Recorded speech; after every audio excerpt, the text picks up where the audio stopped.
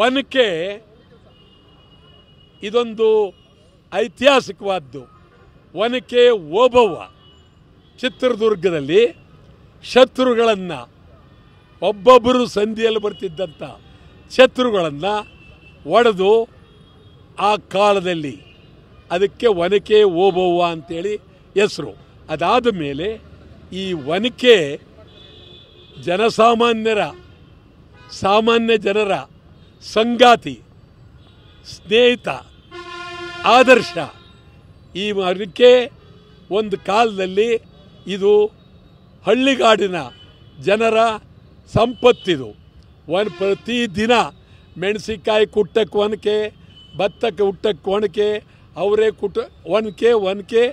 ಒನಕೆ ಮತ್ತು ಆ ಒಂದು ಒಳ್ಳು ಹೇಳ್ತಾರಲ್ಲ ಅದು.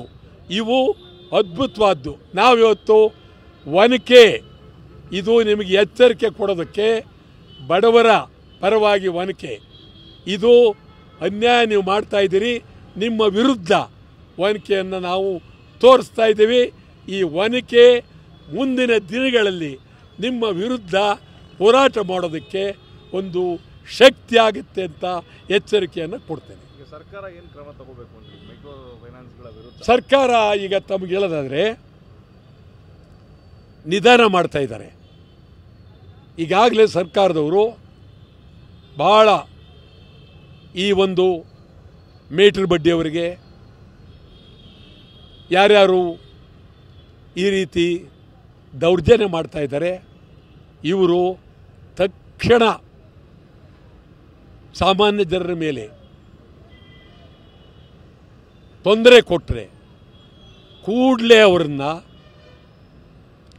ಶಿಕ್ಷೆಗೆ ಒಳಪಡಿಸ್ತಕ್ಕಂಥ ಒಂದು ಮಸೂದೆ ತರಲೇಬೇಕು. ಹೌದೌದು, ಸುಗ್ರೀವಾಜ್ಞೆನೇ ತರಬೇಕೀಗ. ಯಾಕೆ ಅಸೆಂಬ್ಲಿ ಇಲ್ಲದೆ ಇರೋದ್ರಿಂದ ಸುಗ್ರೀವಾಜ್ಞೆ ತರಬೇಕು. ಈ ಸುಗ್ರೀವಾಜ್ಞೆ ಭಾಳ ಬಹುಶಃ ಕರ್ನಾಟಕದ ಇತಿಹಾಸದಲ್ಲೇ ಇಂಥ ಸುಗ್ರೀವಾಜ್ಞೆ ಬಂದಿರಲಿಲ್ಲ ಅಂತ ಹೇಳಬೇಕು. ಆ ಸುಗ್ರೀವಾಜ್ಞೆ ಸಿದ್ದರಾಮಯ್ಯನವರಿಗೆ ಅದು ಕೀರ್ತಿಯನ್ನು ತರ್ತಕ್ಕಂಥ ಸುಗ್ರೀವಾಜ್ಞೆ. ಭಾಳ ಭದ್ರವಾಗಿ ಸುಗ್ರೀವಾಜ್ಞೆಯನ್ನು ತಂದು ಇವರ ಮೇಲೆ ಭಾರಿ ವ್ಯವಸ್ಥಿತವಾಗಿ ಇವ್ರನ್ನೆಲ್ಲ ಬಂಧಿಸ್ಬೇಕು, ಎಲ್ಲ ಜೈಲ್ಗೆ ಹಾಕ್ಬೇಕು, ಸತ್ತವ್ರನ್ನ ಕೋಟಿ ಕೊಡಲೇಬೇಕು.